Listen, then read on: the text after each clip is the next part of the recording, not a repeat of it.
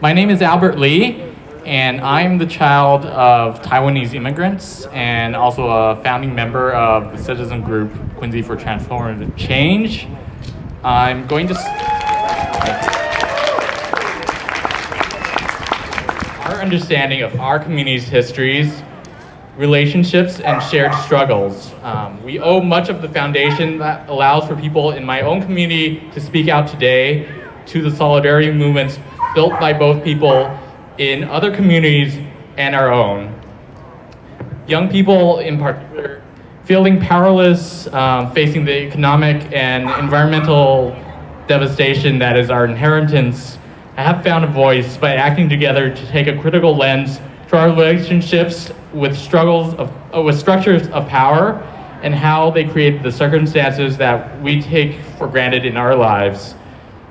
We realize we have the ability to demand change and accountability from our institutions and our representatives.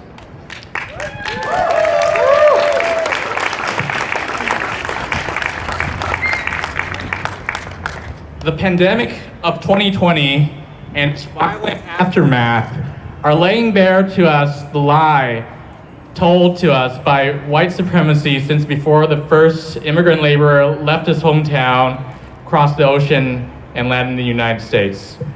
That if and only if we assimilate and play by the rules of whiteness, we will be able to reap the benefits of this proximity to whiteness. Yet we today see various disparities within our own communities. When we talk of Asian success, we picture knowledge workers, myself included, with desk jobs, 401ks, and ignore the mother of children who spends her days working in a restaurant kitchen or cleaning someone else's house. The model minority narrative of success that is imposed on us uses us as a wedge against other communities of color to excuse the existence of white supremacy and its impact. In the past, that also included pitting East Asians against even Southeast Asians or South Asians before the creation of the shared identity of Asian American by activists in our respective communities in the 1960s. This is a very recent thing, who realized that we could only effectively challenge power structures by acting together. But today and here, we also acknowledge and celebrate this diversity. Like Quincy's Asian community is multitudes. I wish to thank the people of our Chinese community here, thank the members of our Vietnamese community who have come out, the members of our Filipino community, our Korean community, our Japanese community, and Thai community, and also our Indian neighbors. And also thank you to all of the allies who have come out here today in support of our neighbors. I really appreciate that.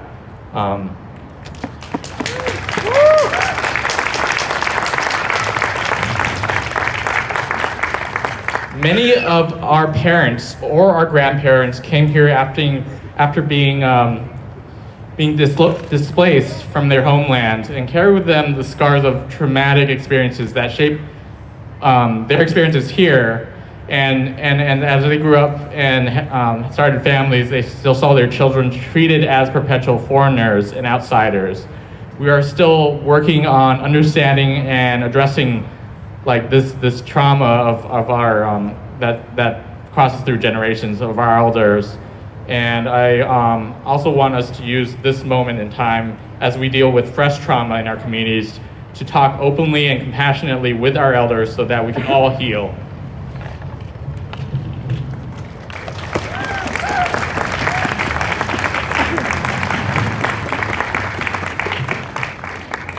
Thank you. The persistent attitudes and myths about our communities are the product of centuries of colonialism and systems designed to disempower us. Even the COVID-19 scare that has led up to so much exclusion and violence builds on these age-old myths created to subjugate Chinese culture and the Chinese people and other Asian cultures as well. Up until now, many Asian Americans have chosen to stay out of the spotlight because they know people who have experienced retaliation for speaking out. Today, we will be reading several statements submitted anonymously by students of local schools. It's time to speak out against narratives imposed on us and uplift our own narratives.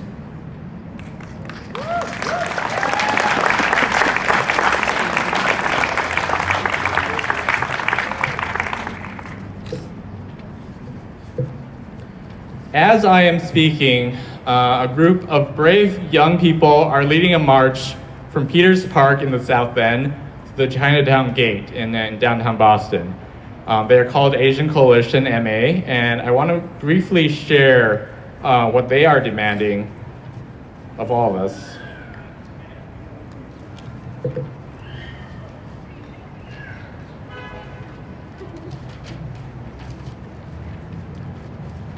So, reading from Asian Coalition MA's demands. Dear community, both the Asian Pacific Islander and non-API community, this is a list of demands to bring us closer to our collective liberation from the patriarchal and white supremacist structures that has led us to the shooting in Georgia and many other instances against API women here in Boston, the United States, and globally. This is a list of demands that intentionally centers the most vulnerable to these structures in the API community, understanding that it will bring benefit to all of our community. This space has been intentionally created with the use of a racial justice lens to continue the work our elders have achieved in their movements for liberation and continue and improve solidarity amongst oppressed peoples. Our demands made by Asian, queer, women, and gender non-conforming folks are as follows under the 6-point demand. Things that should have happened yesterday. End the displacement of low-income Black, Indigenous, and people of color and their families. With better pathways to citizenship, stopping gentrification, and more support for housing and job recovery. Another item is ending state violence against API children, families, and people. The example of the recent murder of Christian Hall by police. We should remove police from our education system and restore children's records. We should fully decriminalize sex work and dismantle white supremacy in our schools. We should disconnect from global colonialism and imperialism because that's a source of the major displacement that has created the circumstances in which our immigrant communities are brought here to the United States. We should end gun violence in schools. Things we need today. They request that people donate to, volunteer, and/or request from ACMA, that's Asian Coalition MA's Peace Walk program, a community mutual aid program using group safety to walk folks in need to and from places to protect against harassment, assault, and violence. Another item is to donate and/or request from ACMA's mutual aid network. They're prioritizing Asian, gender non-conforming femmes and women. This mutual aid network will prioritize requests from Asian youth, domestic violence survivors, elders, houseless folks, queer folks, salon/parlor workers, sex workers, restaurant workers, and undocumented folks in the greater Boston area with material, emotional, and/or monetary support. And next, things we hope for tomorrow. Free access to a network that supports healing for the API community, free programming to dismantle internalized systems of harm within our communities. We are fighting to keep our communities safe, joyful, and healthy. Isn't that radical to ask for these 3 simple things after historical disenfranchisement, oppression, displacement, Orientalism, imperialism, and colonialism have brought us to this point? As young people, we are hopeful that we will see this in our lifetime. Please sign the 6-point demand by ACMA. Thank you.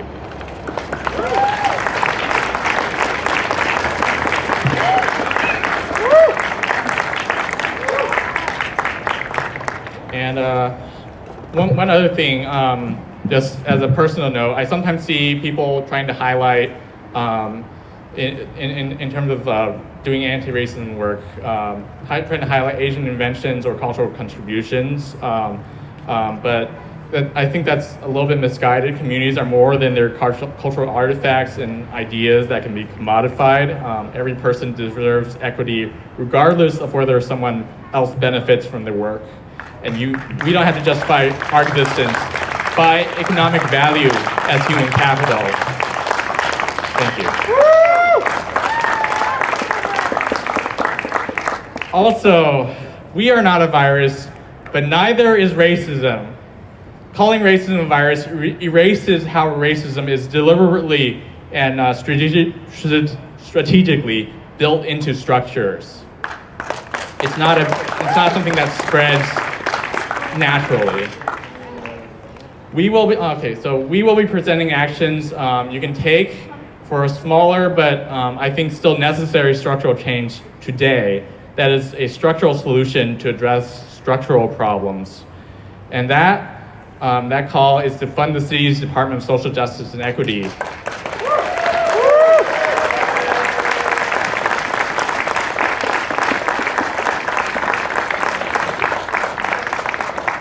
That department was proposed by a city council last fall and passed by the council into the city bylaws earlier this year. And it requires staffing by a full-time employee trained in diversity, equity, and inclusion. And it will listen to all of the city's communities, create programs to support them, and hold all the departments of the city to the same standards. Today, our city's response to our pain, our community's pain, shows that together we cannot be ignored. Together we have the power to demand real, lasting structural change, and we need to take that moment to just come together, realize we have strength together. Thank you all for listening. We will now introduce our first speaker. Thank you, Albert.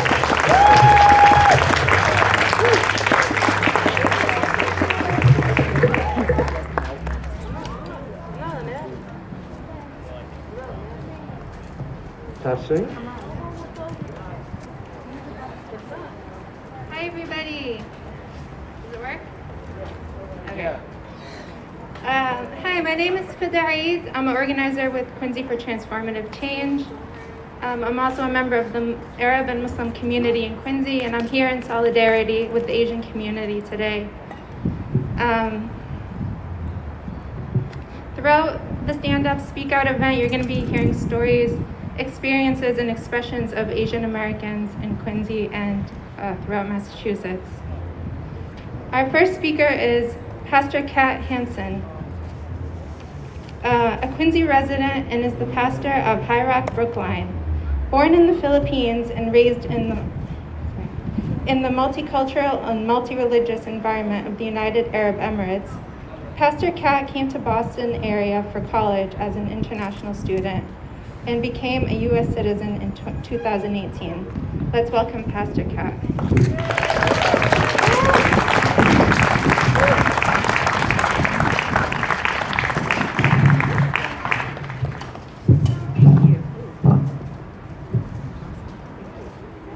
I don't know if you can see my earrings, but I'm trying to rep the Filipino community over here, so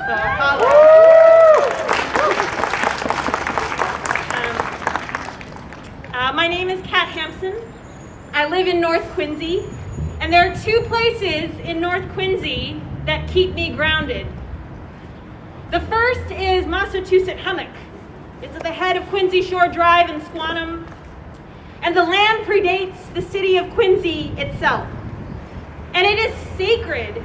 It's a historical seat of power, and I'm reminded that the Massachusetts peoples are the ancestral keepers of this land. Ironically, this was also where someone passing by in a car yelled at me, "Go back to your country, you bleeping bleep." And before you tell me he couldn't possibly have been from Quincy, his Quincy bumper stickers said it all. And I thought, how ironic that this person had the audacity to tell me that I did not belong, as if he had a rightful claim to this sacred land, and I did not. And this is the violent lie of white supremacy, that somehow whiteness calls the shots about who and who does not belong. The second place in North Quincy is 99 Ranch on Hancock Street. You know what I mean. In Filipino culture and in many Asian cultures, food is a love language. And it's the reason why my parents ask, kumain ka na? Or have you eaten yet? And at this supermarket, I don't have to apologize for my existence. I don't have to feel ashamed of my food. And it's where I feel, weirdly enough, as a supermarket, it's where I feel seen and understood and honored. However, recently, while walking into the supermarket, I had a panic attack. What if a shooter spurred by anti-Asian hate came here because he knew this is where people like me, people who looked like me, would be? I looked around and I thought, where do I hide? How would I be able to protect my 1-year-old son that I had in my stroller? I don't know how many of you walk into Stop and Shop feeling that way. But anti-Asian racism in this country is almost as old as this country itself. And the recent wave of anti-Asian hate and the Atlanta shooting should make us realize that we're this close to having a tragedy on our hands unless we take action to prevent it. What I'm saying is, it could happen here. There's a famous American public safety slogan, only you can prevent wildfires. And everyone knows that if you wait for a wildfire before taking action, it is too little, too late. And so despite the council's support for a Department of Social Justice and Equity, the mayor told Quincy Sun, show me specifically where the issue is. And I thought, specifically, are you waiting for a wildfire? Can you not see flames of racism, xenophobia, anti-Asian hate all around you? Dozens of residents and students have relayed experiences of racial bigotry, harassment, discrimination by the hands of Quincy residents and sometimes even city employees. I've seen the Facebook groups, folks. I've seen hateful anti-Asian comments where Asian names are made fun of, where establishments are seen to, are insinuated to have more COVID. I don't know how that's possible. And complain, oh, these people are taking over. And so it would be foolish to assume, given the national spike in hate crimes, that Quincy is somehow exempt. And so I ask, Quincy, what would it take for you to show up for us in solidarity, to speak up and take action? Would it take our kids coughed on? Would it take someone like my grandmother, my Lola, stomped to the ground? Would it take someone like my grandfather getting his face slashed by a box cutter? Would it take a shooter from the community taking out racist and sexist anger on Asian women like me? If you ignore the flames and you wait for the wildfire before taking action, it would have been too late. The time to act is now. I acknowledge that our listeners here come from a variety of faith backgrounds, and I know some of us may not identify with spirituality at all, but I end with this word from the Christian scriptures, of which I identify strongly, in the hope that this message rings true for the community. And so from the book of Luke, chapter 10, a religious scholar stood up with a question to test Jesus. Teacher, what do I need to do to get eternal life? And Jesus answered, what is written in God's law? How do you interpret it? And the religious expert said, that you love the Lord your God with all your heart, with all your soul, and with all your strength, and that you love your neighbor as well as you do yourself. Good answer, said Jesus. Do it and you'll live. But the religious scholar was looking for a loophole, and he wanted to justify himself. So he hemmed and hawed and said, show me specifically how you would define neighbor. And Jesus answered by telling a story. There was once a man traveling from one city to another. On the way, he was attacked. They took his clothes, beat him up, and went off, leaving him half dead. Luckily, a priest was on his way down the road, but when he saw the man, he went to the other side. Then another man who was a political and religious authority also showed up, but he also avoided the injured man. A Samaritan traveling the road came across him, and when he saw the man's condition, his heart went out. He gave him first aid, disinfecting and bandaging the wounds. Then he lifted him up onto the donkey, led him to an inn, made him comfortable. In the morning, he took out 2 silver coins, gave them to the innkeeper, and said, "Take good care of him. If it costs more, I will pay you on my way back." And Jesus asked, what do you think? Which of the 3 people was a neighbor to the man who was attacked? The one who took action to care for him, the religious scholar responded. And Jesus said, go and do the same. And so, Quincy, if you want to be a good neighbor, don't try to justify yourself. Don't stand by as we're being attacked.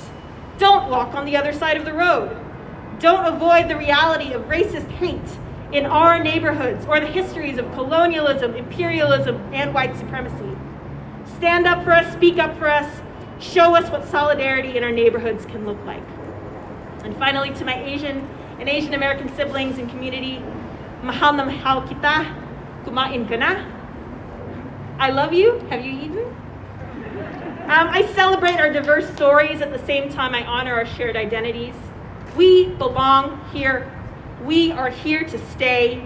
We are here to take care of each other and uplift each other. Let's say no to the lies of model minority and the ways it uses us as a wedge. And let's look for transformative healing from racial trauma. We are here to speak our truths and that of our families, and I am inspired by you. Thank you for having me.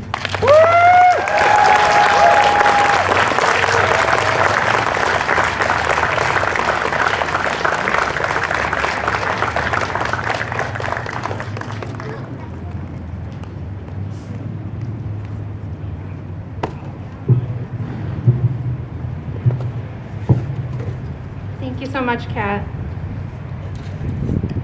Throughout the event, you're going to be hearing stories from Quincy students. Last summer, 2 Instagram accounts came out with over 160 incidents of racism and discrimination that were shared anonymously. As someone who was raised here as both an Arab and Muslim, I could relate to many of the stories and words that were shared.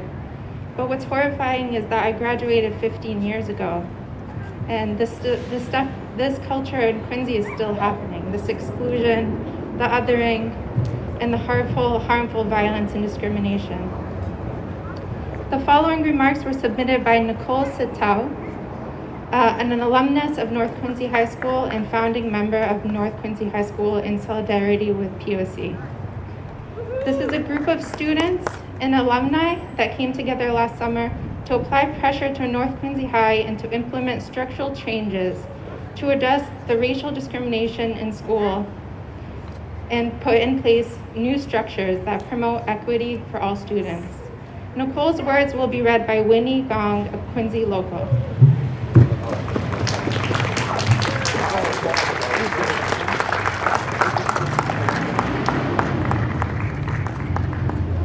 I want to preface this by first saying that I am incredibly grateful to have been born and raised in the city of Quincy. As I write this statement from my dorm room at Tufts University, I recognize that I could not have become the woman I am today without the support of QPS educators. That doesn't mean that things weren't challenging though.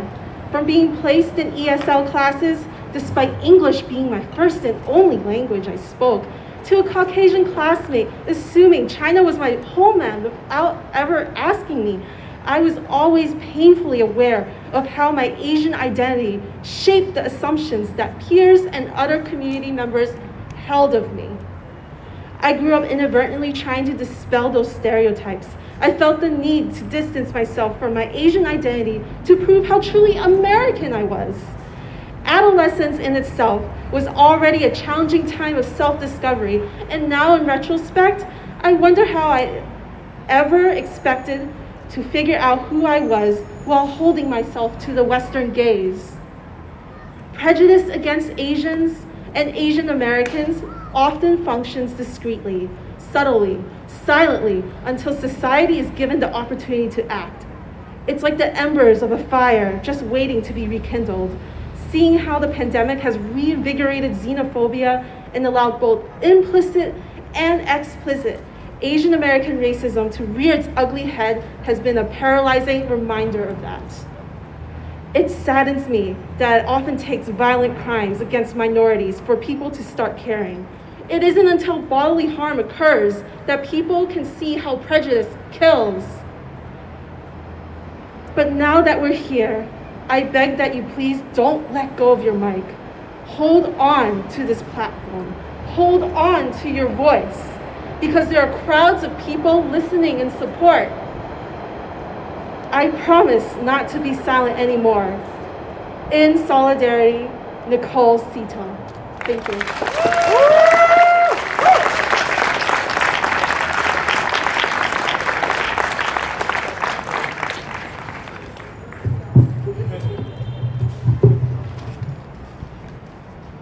Thank you so much. I'm going to welcome Denise Lin. She is a 1.5 generation Taiwanese American third culture kid who became a Quincy resident 3 years ago and is now one of the organizers for Quincy for Transformative Change.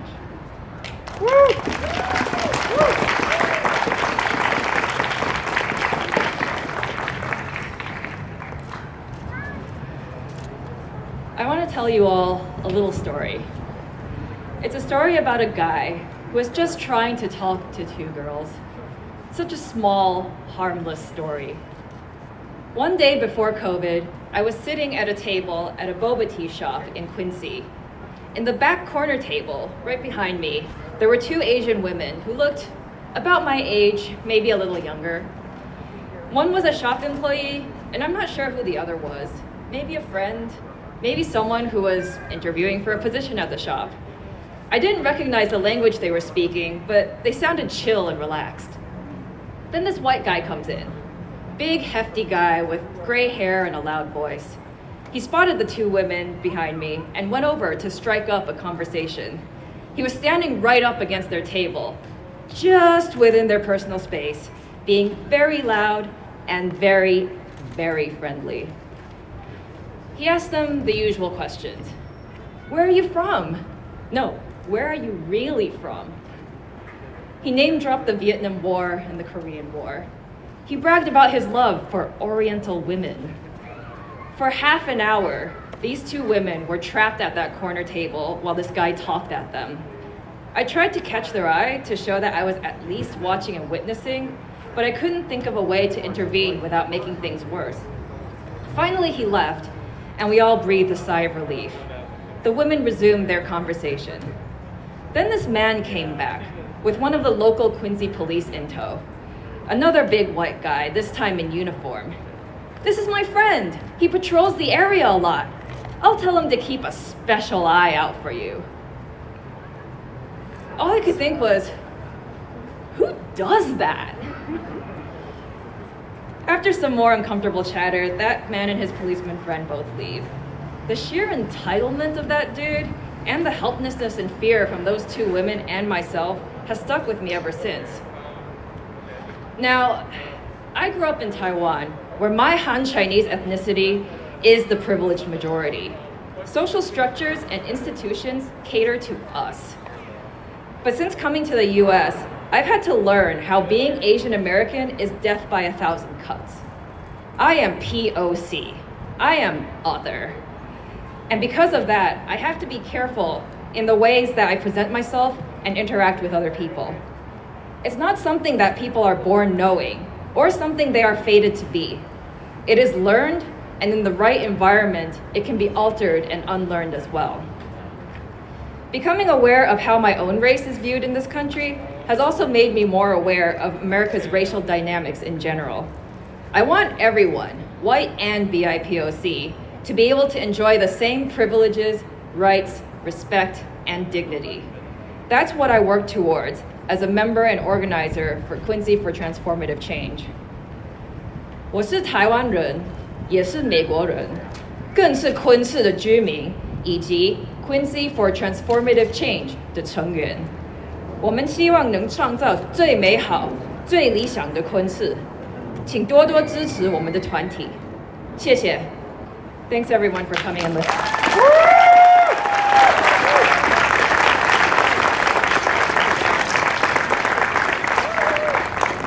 Thank you so much, Denise. I'm going to welcome Ben Hires. He's the CEO of the Boston Chinatown Neighborhood Center. He has experience in nonprofit leadership and as a mentor for youth.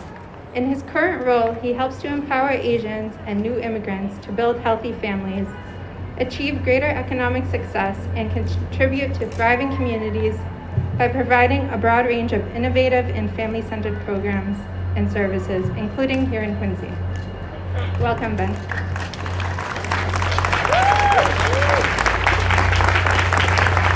Good afternoon, everyone. Let's hear it for everybody who's already speaking.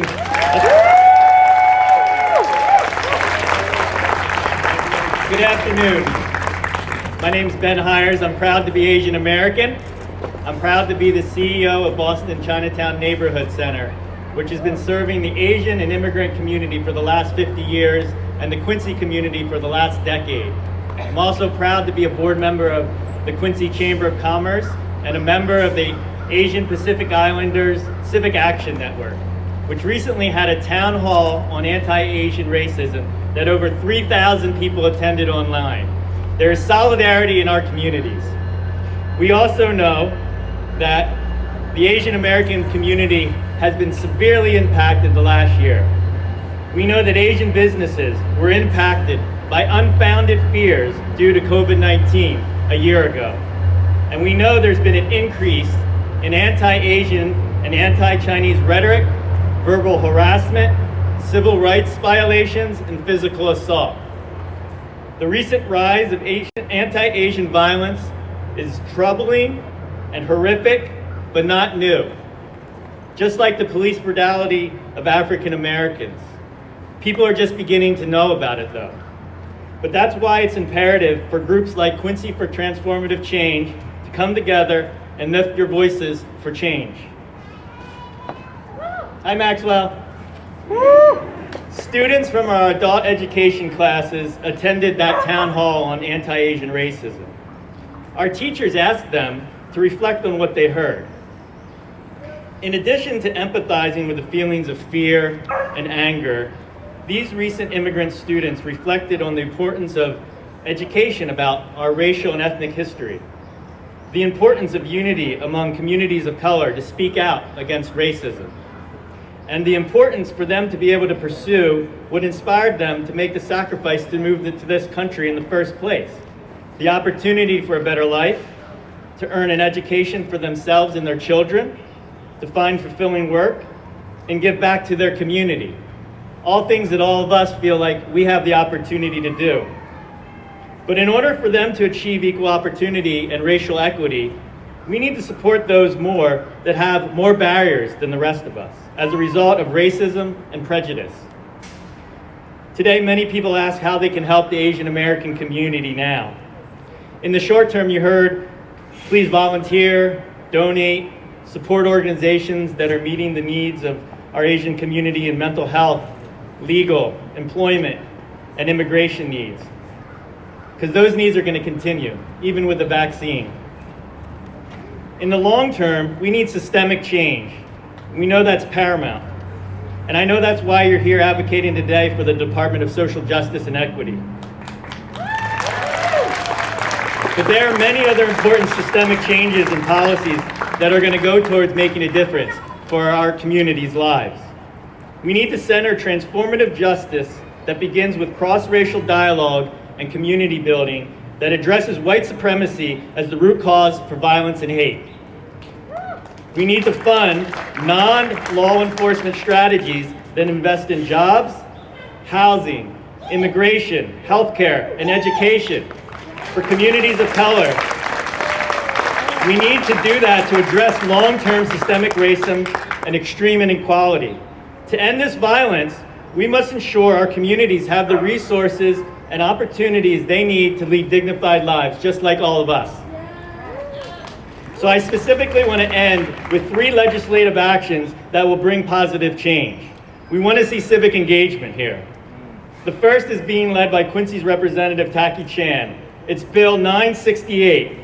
That bill calls for ensuring equitable representation in the state. It's commonly known as the Data Disaggregation Bill. It calls for the collection of data for the many diverse members of our community. Asian Americans, Asians, BIPOC community members are not monolithic. We must be able to recognize, lift up, and understand the needs of our diverse community in order to address the barriers they face. There's also a bill to make all state agencies more language accessible and provide culturally competent services. It's Bill 3674 in the House and Bill 2251 in the Senate. Immigrant communities cannot access the services they need because of these language barriers. They don't feel the person on the other end of the phone will take them seriously or understand what they are calling about. Community organizations like BCNC have had to translate information and provide interpretation for community members to access COVID-19 tested and vaccinations. We need to mandate more language access to change the paradigm of being seen as the other and the perpetual foreigner. And finally, there's a bill in the House and Senate right now to establish a fund and commission for anti-racism and equity in education that will develop curriculum and on a social justice perspective of dismantling racism and lead to Asian American and other ethnic studies in your children's schools. It's Bill 3341 in the House and Bill 2014 in the Senate. These types of changes will begin to help our communities become the places we want to see. These types of changes will help these places to be what we want, where we want our children to grow up and be the places that we're proud to call home. Thank you.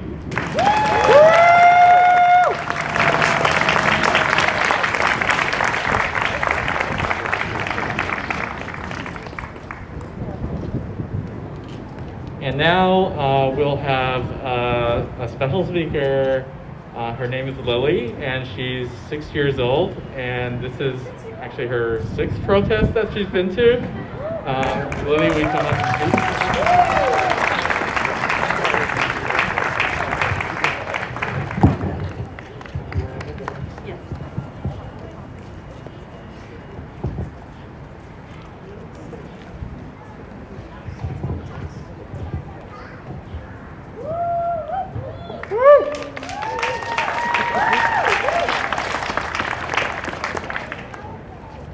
Hi everyone, thank you for being here, and my name is Lily. I'm Asian American and I'm also 6 years old, and I hope schools will teach Asian American culture and history. If anybody have any questions, just look at me. And this is also a peace and unity sign I made.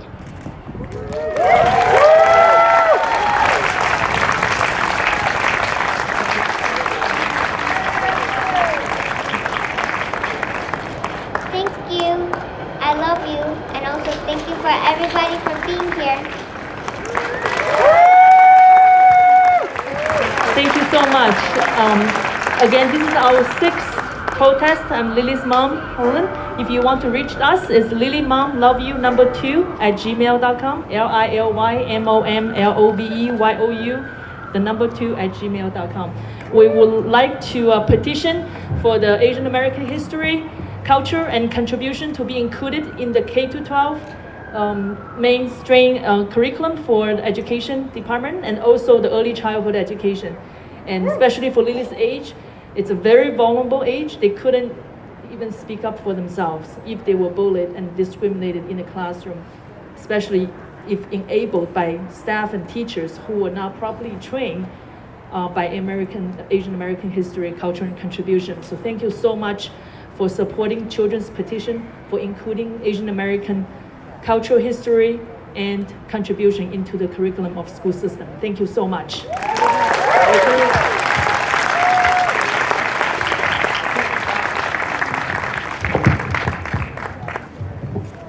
Thank you so much, Lily. My name is Vicki Scow, and I'm one of the organizers with Quincy for Transformative Change and Quincy for Justice. Our next speaker is Shirley Leong, who is a columnist and associate editor at the Boston Globe. She writes on everything from the intersection of business and politics to gender issues in the workplace. In 2018, Boston Magazine named her to its list of the 100 most influential people in Boston. As well as Shirley is also a contributor to WGBH's Boston Public Radio and Greater Boston, as well as a regular guest on the New England Cable News. Please welcome Shirley Leong.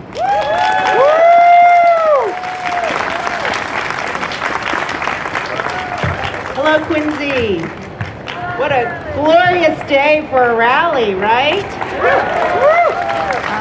And it's not only so great to see so many Asian Americans here, but also to see so many here in allyship. Black, brown, white, I mean, this is what it will take to create a more equitable society. So I was asked to say a few words about a recent column I wrote about the talk. It's something Black families have long given to their children on how to act when stopped by the police. Hands out of your pocket, no sudden moves, do what they say. But now, after the Atlanta murders, Asian Americans, many of us for the first time, also have to give a version of the talk, not only to our children, but also our elderly parents and relatives, and how to protect themselves from anti-Asian harassment, bullying, and violence. My boys are 8 and 10. My widowed 71-year-old mother lives alone in the San Francisco area. It was easier to give my mother the talk after elderly Asian Americans across the country were being assaulted. I told her under no circumstances should she go out alone. She told me not to worry, telling me in Mandarin, 我吓死了. She is scared to death. She even stays away from Chinatown. It was much more difficult to talk to my sons. Not only did I struggle to find the right words, and I write for a living, but I was also full of anger. How has it come to this? The 8-year-old is not like Lily, 6-year-old, so smart and aware. My 8-year-old doesn't even know he is different. And I think just for a little longer, I wanted to protect him from and shelter him from the ugliness of the real world. And when I tried to give him the talk the first time, his first question was, what is Asian? My parents immigrated to the US in 1970, and I'm a first-generation ABC, American-born Chinese. As such, my brother and I were taught we would never be fully accepted as Americans based on the color of our skin and the fact that we eat rice every night with chopsticks. We would always be the foreigner. So why fight the racism? Why fight the unequal treatment? Just accept it. It's your lot in life because we have chosen to live in America. I hoped against hope my parents would be wrong. And for a while, I thought they might be. I mean, when you see the rise of Asian Americans in politics and in Hollywood, you begin to see yourself represented. But the resurgence of white supremacy and the pandemic's xenophobic politics changed all of that. When the most vulnerable of the Asian American community, women and the elderly, are under attack, we can no longer stay silent and accept racism. After Atlanta, so many of us live in fear. But that does not mean we run or we hide. It means we stand up and be heard. That's why this rally, you coming out here today, is so important in breaking the silence. What we have learned from our Black sisters and brothers is that this fight for equal treatment is a journey, one that can last decades. But this time feels different. I'm not saying it will be different, not yet, but it can be different. We have a lot of work to do.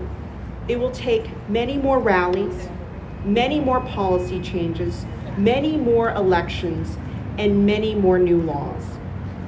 My hope is that if we work together and keep our focus on creating a more equitable country, that my sons will never have to give their children the talk. Transformative change doesn't happen overnight, but it shouldn't take centuries either.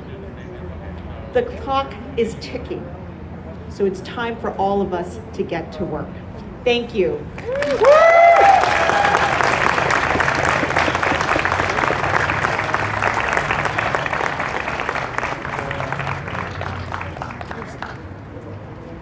We now have an anonymous submission by a North Quincy High School and Solidarity member and a North Quincy High School alumnus that will be read by Winnie Gong, a Quincy local.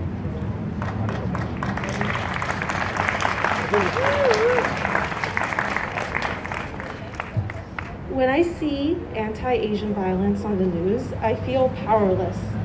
I look at their faces and I see my grandfather with his hunched stroll, hands tucked behind his back, probably thinking about what to grow next in our garden, before a hooded figure pushes him violently into the concrete.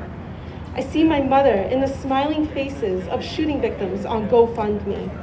I read the headlines and I see my last name. I scan the list of victims and I swear I knew them once.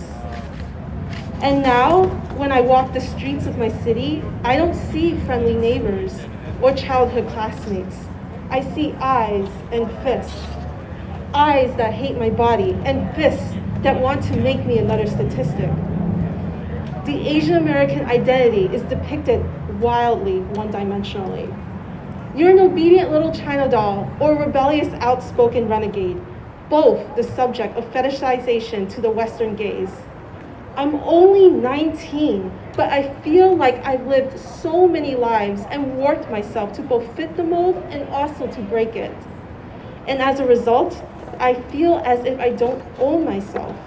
From being the classroom discussion point when it came to anything related to China, to defending my arts major to my family, from broken Mandarin at Saturday Chinese school to hating myself after another Chinese girl called me whitewashed. From dumping dumplings meant for lunch in the trash before I went to school to acting amused when my non-Asian friends spit up their bowl of drinks. White supremacy has forced society to push us to the side and alienate us from other POC struggles, all so that the system can distract the powerful people to seek to destroy it. We are not exotic. We are here. We've always been. We are not perfect. We are people. We are not the past. We are ourselves. Let us own ourselves. Thank you.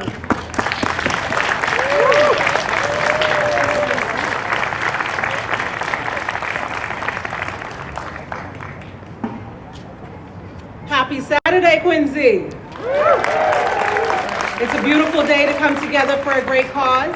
My name is Cindy J. Sine. I am one of the organizers with Quincy for Transformative Change.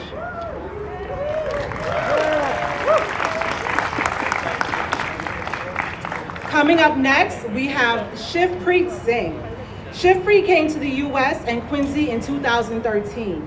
Today, she will be speaking about her experience as a new immigrant and resident in Quincy, and sharing about her journey to her current role as the Secretary of the Quincy Public Schools Citywide Parent-Teacher Organization. Shiv?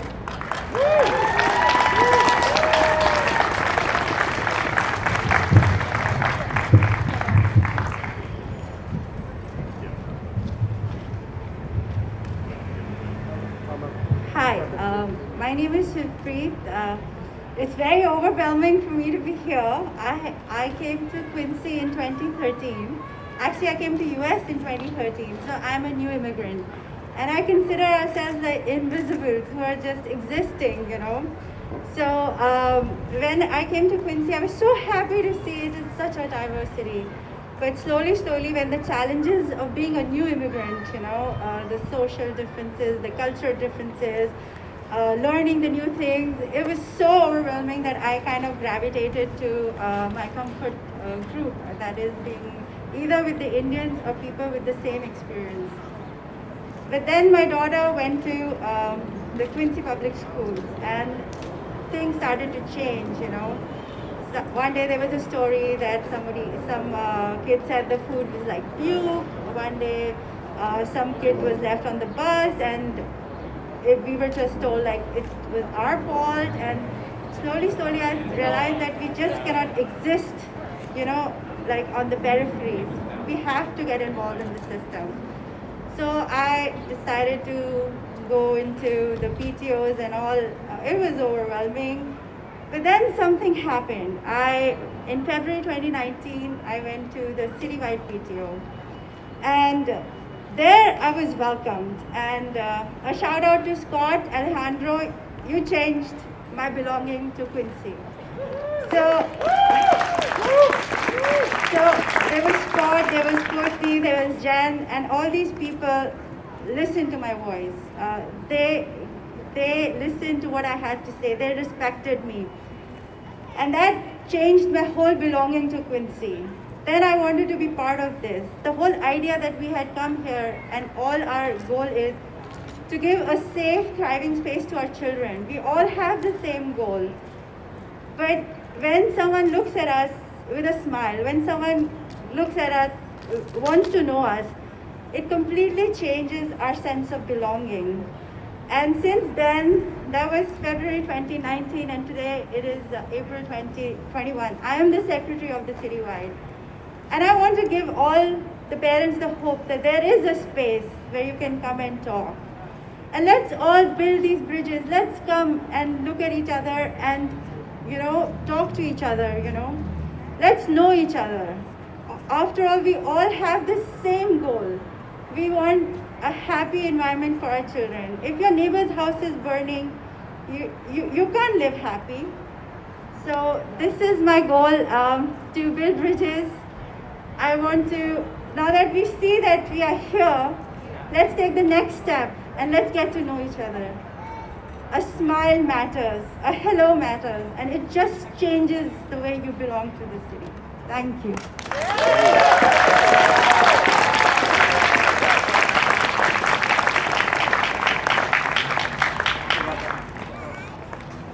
The next statement was submitted anonymously and will be read by Winnie Gong.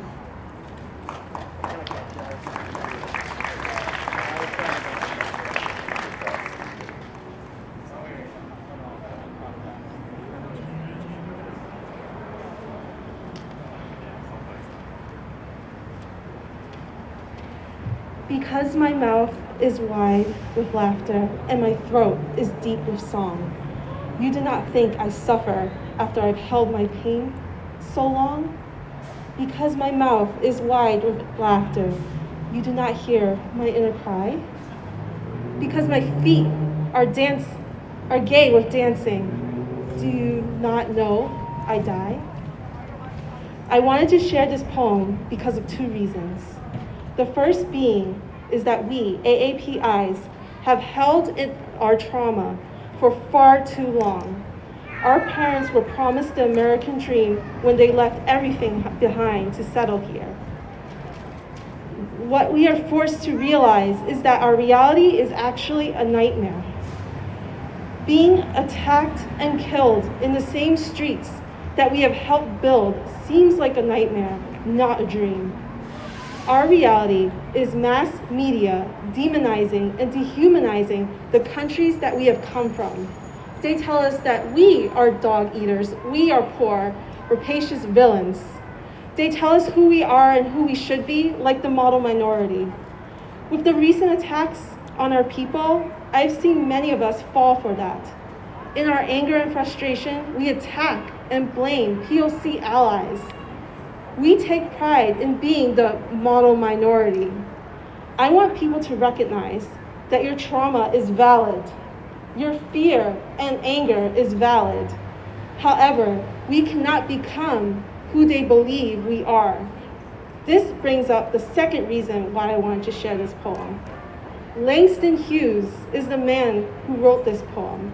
He is one of the great poets of his era and wrote about his struggle being African American in this country. This poem is called Minstrel Man. In this country, minstrel shows were used to mock our Black brothers and sisters. These shows use blackface to dehumanize our allies. Even though the poem was not about our people and about our own dehumanization, it was still relatable for a reason. We cannot attack and blame other people of color for their own trauma and their frustrations. What we should be is a community. We should learn from our histories and work towards a community that bonds over our oppression rather than attack each other for it. We use slogans like stand up and fight back. Yes, we fight back against our attackers, but we also fight for this community. Fight for a community that wants to stop gentrification in our neighborhoods and build mutual aid networks. We fight for a reason, and I believe our community will be worth the fight. Thank you.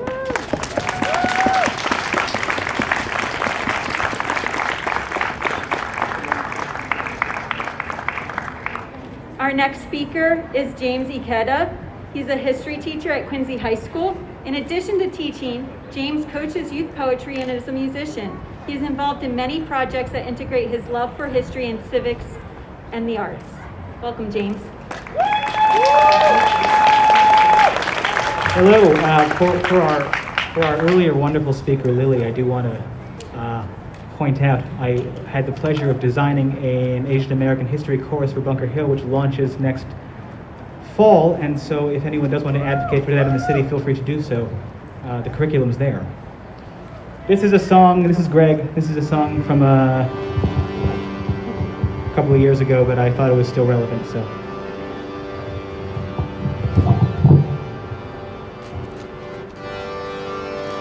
Over pre-dinner sushi on Christmas,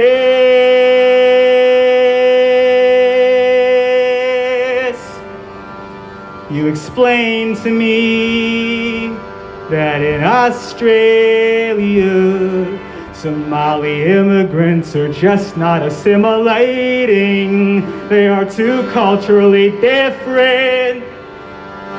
And I thought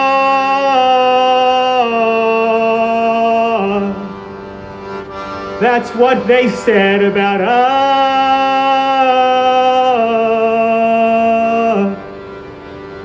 when they took away our right to own land in California, our right to naturalize as citizens. They put us in camps in the interior to protect the homeland. So I wonder what it would be like for a person to go from a U.S.-launched airstrike packed Al-Shabaab stronghold to a new white settler colony home and be reminded that you don't belong.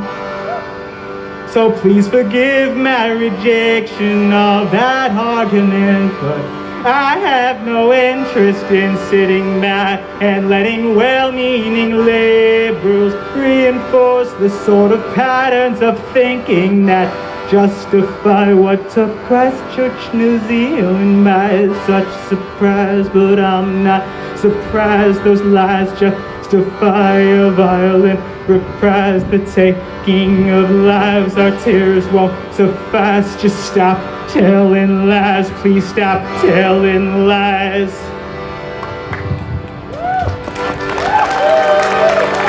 Epistemology is the philosophical study of knowledge. Yes? Okay, what is knowledge? Where does it come from? How do you transfer it and the rest of it? Generally speaking, when we think about knowledge, we think of this as something that is the privilege of intelligent people by certain kinds of exclusionary standards. You have a credential or you have political power or whatever else. Those people are the keepers of knowledge and not other people. Yes, but there's a problem with this, which is that experience is epistemic, meaning living a life in a body, in a place, in a time, gives you knowledge about how the world works. Experience is epistemic. Being alive teaches you something. What we don't often have is the capacity to translate that knowledge that we have on our own terms into something which can be shared with somebody else, which can be intelligible to other people. And that means it is all of our duty, all of us, those of us who have voices that are too often not heard, and I speak now in particular to you young people, and those people who don't feel like you know how to say the thing that you know that you have to say. It is our duty now as individual people to cultivate the capacity creatively to transfer all of this experiential knowledge into some form which can be translated for and then given to somebody else. And if all of us do that together, it no longer becomes possible for those people with political power to pretend as though these experiences are not real, as though this knowledge is invalid. And so I ask for all of you today, all of you, if you don't have a creative art which you feel like is yours, which you can use and you feel confident in your ability to use to translate your experience into something that is transferable, cultivate that art. Everybody has the capacity to do this, and if we all do, cultivate our own voices, then our voice, collectively, our voice will become something powerful which we can lift up and use to make change, meaningful change, lasting change, transformative change in our society, both within and beyond the legislative realm. Do it today. Thank you.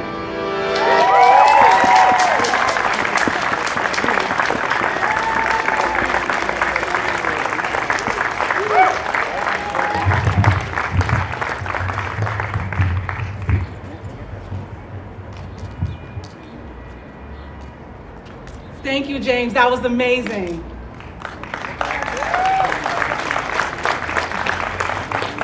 Coming up next, we have Julie Koo. Julie is a vice president at TDC, a nonprofit organization that provides consulting and research services to the nonprofit sector. Her practice includes a focus on strategic planning for Black, Indigenous, people of color, arts organizations. Prior to TDC, Julie was the managing editor at Kaya Press, a publisher of Asian diasporic literature. A 1.5 generation immigrant, Julie was born in Korea and has lived in Ohio, Pennsylvania, New York, Connecticut, and now we have the pleasure of homing her in Massachusetts. Julie Koo.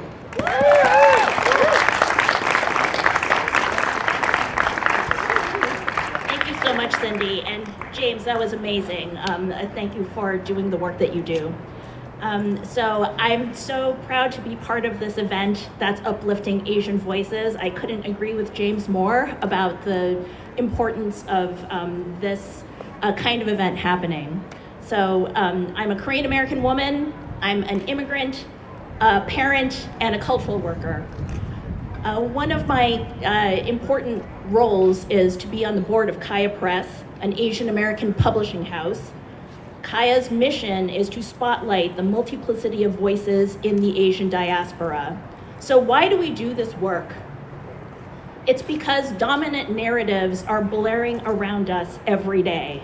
As Asian Americans, we have to contend with damaging stereotypes and the threat of violence.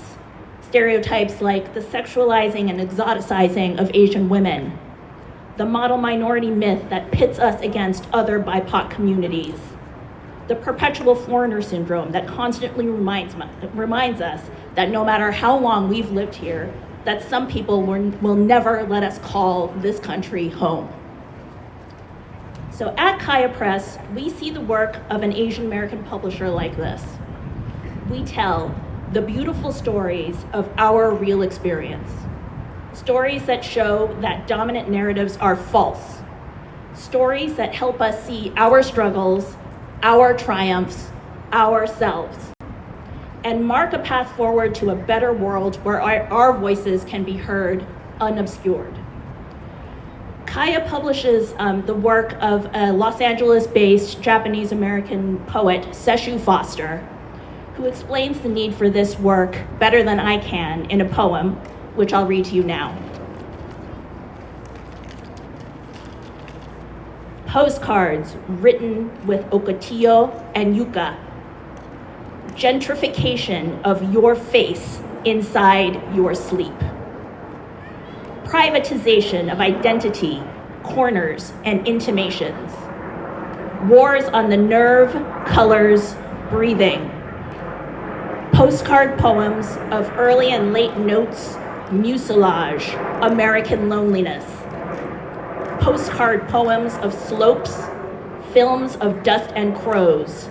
Incarceration Nation, Wish You Were Here postcards. 35 cents emerge from gentrified pants.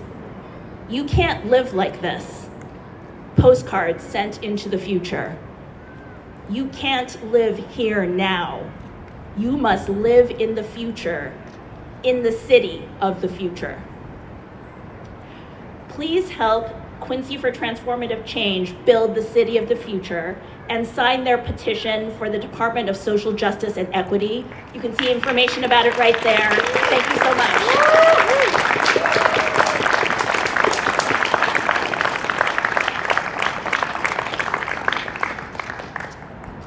Yes, Julie, thank you. Again, the information tables are over there for anyone that wants to take a look at the petition and sign it if you haven't yet done so. Coming up next, we have a statement which was submitted by Tanisha Lang, a current North Quincy High School student and member of North Quincy High School in Solidarity. It will be read by Quincy local Winnie Gong.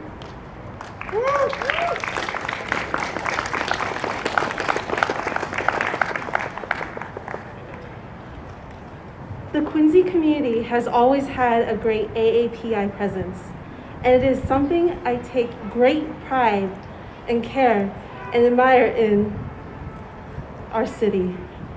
However, this doesn't mean that we are impervious to the racism that a predominantly white community would perpetuate. I remember sitting in the lunchroom while my white classmates would plug their noses and ask what that weird smell was. It happened so often that I would stop bringing lunch altogether, only eating Chinese food when I was at home. By growing up in this community, I have had lost a part of myself while trying to assimilate to the white culture around me. By middle school, I was hanging out with predominantly white people, only having a small group of Asian friends. I barely spoke Cantonese or Mandarin and felt disconnected from my culture more than I ever had before. I am not that person anymore. These last few years have acted as a wake-up call, and I am no longer, nor I will ever be again, ashamed of my roots and culture. Through this pandemic, it's clear now more than ever that our resilient community cannot sit idly and suffer in silence. We must use our voices to stand up and fight against the recent wave of hate crimes that has hit our people. It is disheartening to see that our pain is only shown when it catches the attention of a white audience. But now that it has, we cannot back down. We have to fight like we've never fought before, and we won't fight alone. In solidarity, Tanisha Liang.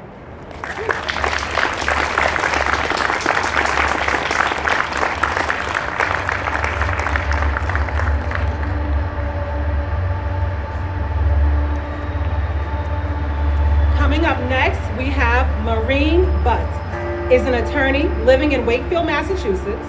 Maureen was elected to the Wakefield Town Council in April 2017, becoming the first Muslim American woman elected to a board in Massachusetts. Councilor Butt was re-elected in June 2020.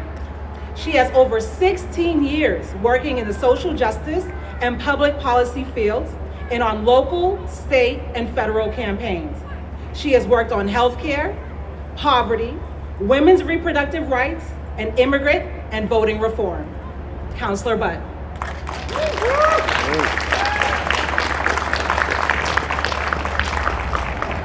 Assalamu alaikum, everyone.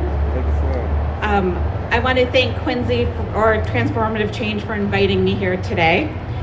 And I also just want to thank all of you for being here on this beautiful day. I know we were all exhausted and fatigued, but I also know that you all have the desire to change the world for the better, starting in our own communities, and so that's why you're here.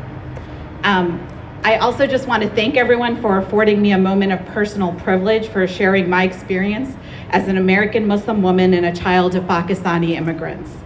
As mentioned, I'm a Wakefield Town Councilor. I live 24 miles from here. Many of you might be wondering why I was invited and how I'm a part of the Quincy community. Well, I spent almost every Sunday of my childhood in Quincy. 1.5 miles from Quincy City Hall is the oldest mosque in New England. Built in 1964, the mosque was started by a Lebanese Muslim family. Many of them worked at the Navy shipyard. And my family, who were Muslim, would travel every week to that center. My parents were active in creating a community for all American Muslims who traveled there. What I loved about growing up in that mosque is that it was a safe space to socialize and be ourselves. It was a place we could belong. Most of us didn't have that during the week at our school. We were different, but each week those differences were celebrated with others. The mosque had representatives from all over the world. My dad's best friend was from Albania. My mom's best friend was from Trinidad. Each week I played and prayed and learned with friends from Indonesia and Nigeria and Bangladesh and Egypt. The halls would be filled with so many languages and diverse outfits and so many different cultural traditions. And my favorite memory to this day is the international food that was served. The food was truly international and served by the aunties and uncles. Regardless of where they were from, they were our aunties and uncles. And there was the respect and admiration for all those aunties and uncles. A year ago, when we first started hearing about the xenophobic and racist language being used to blame people for a global pandemic, we were all scared. Most of us who do social justice work knew how problematic this language was and how harmful it would become. When the murders happened in Georgia, most of us were shocked, but we were also hurt and angry and scared. We knew that the rhetoric would lead to this. Each time I hear about a victim of anti-Asian attack, I think that's an auntie, that's an uncle.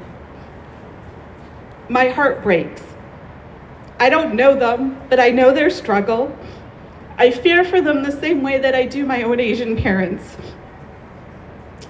Because they are the same as the aunties and uncles I grew up with at that mosque. They are immigrants or kids of immigrants. They may speak different languages and may have accents and wear traditional clothing. They have different skin colors. But with all of that, they are American. Each act of anti-Asian violence, hate, and discrimination is a direct result of anti-Asian rhetoric related to this pandemic.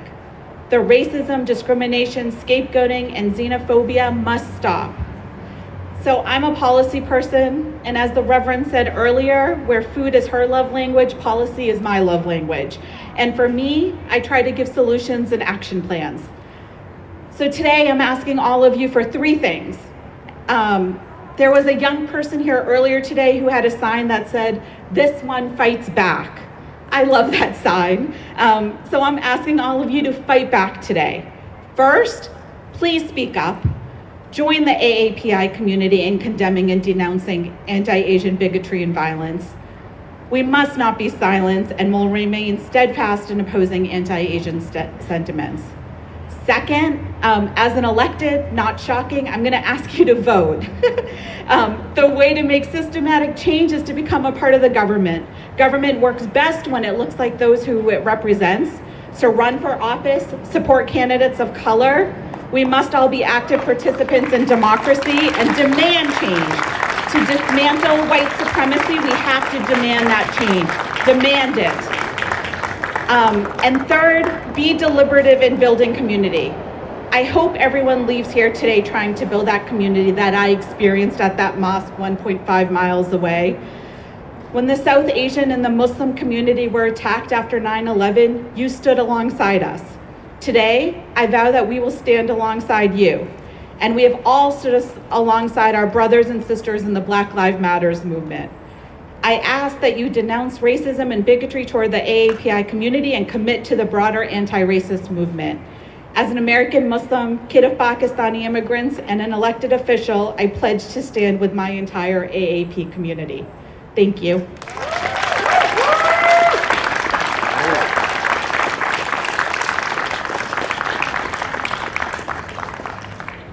Thank you, Counselor. Very well said. And if you have not registered to vote yet, please make sure you do so and let your voices be heard. Coming up next, we have a poem submitted anonymously by a Quincy High School student. It will be read by Kat Hampson.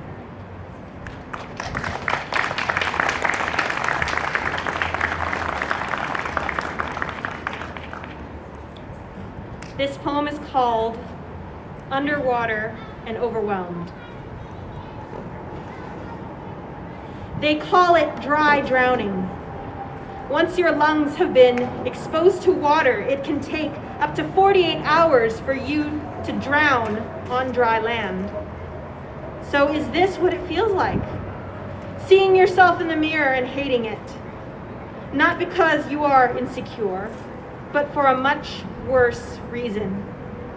A reason which so many before you have been killed, tortured, and many other things in which I cannot put into words for the sake of my mind.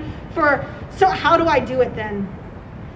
How do I get over looking at myself in the mirror every day, knowing that there are people out there looking exactly like me, struggling?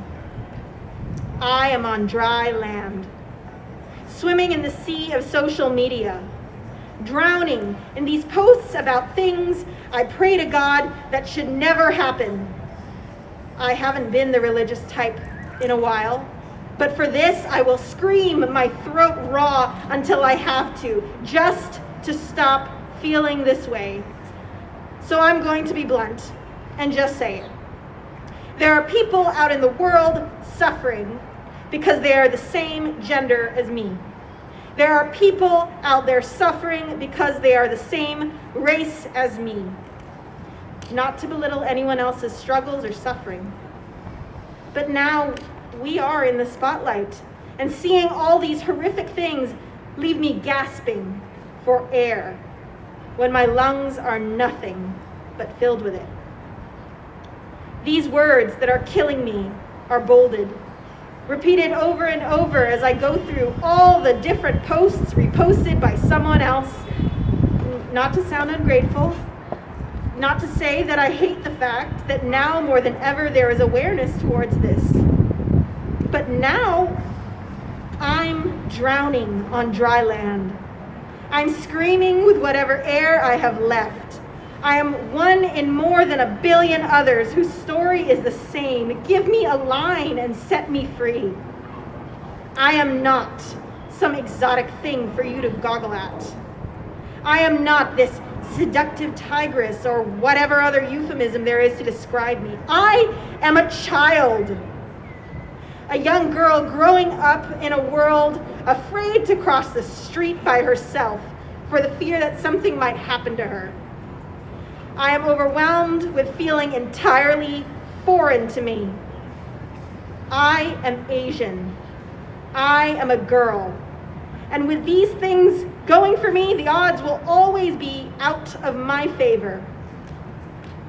These feelings won't go in my lifetime, not even for the next generation, and maybe even the one after them.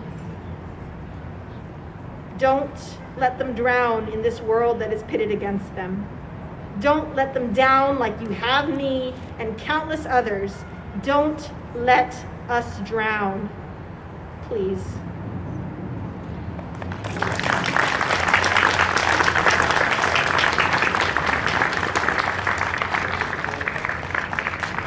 Let's give it up one more time for all of our speakers today.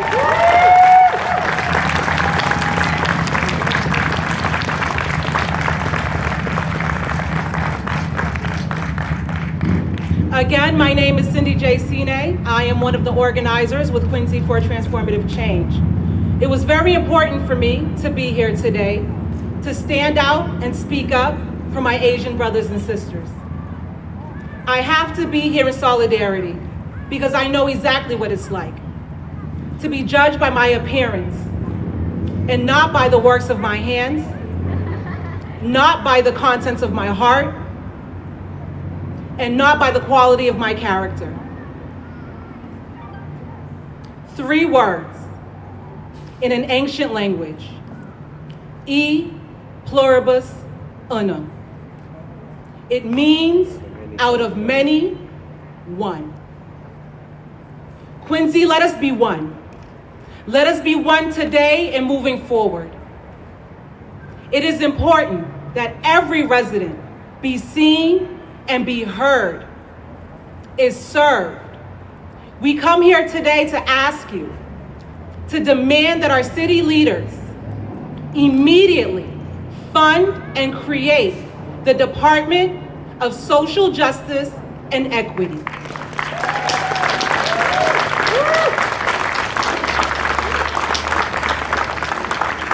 It is a necessity. To our allies, I see you, I appreciate you, I love you. Because you understand that it's not a matter of white shame or white guilt, but human decency. To see another human being suffer and to be oppressed and to say, no, not on my watch, not in my time. This ends now.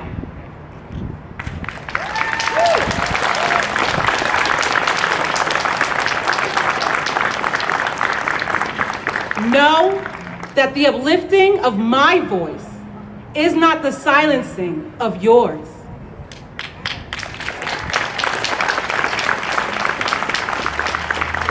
We must honor and respect all people in all cultures. Quincy is so diverse, and there is beauty in that. E pluribus unum. Out of many, one. Thank you.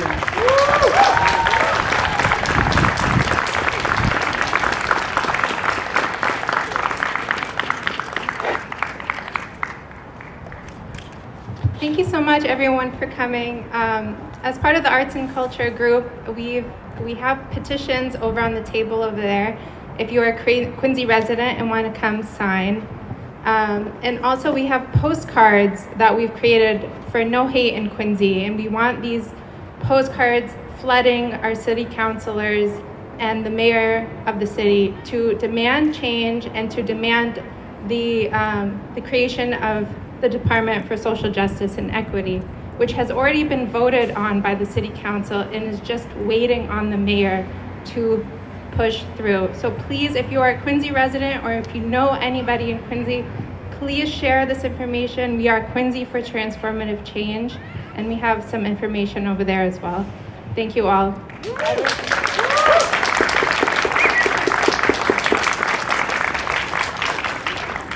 All right, and that concludes our speakers. Thank you all very much for coming and for standing out in support of all of our Asian American community members, all of our neighbors.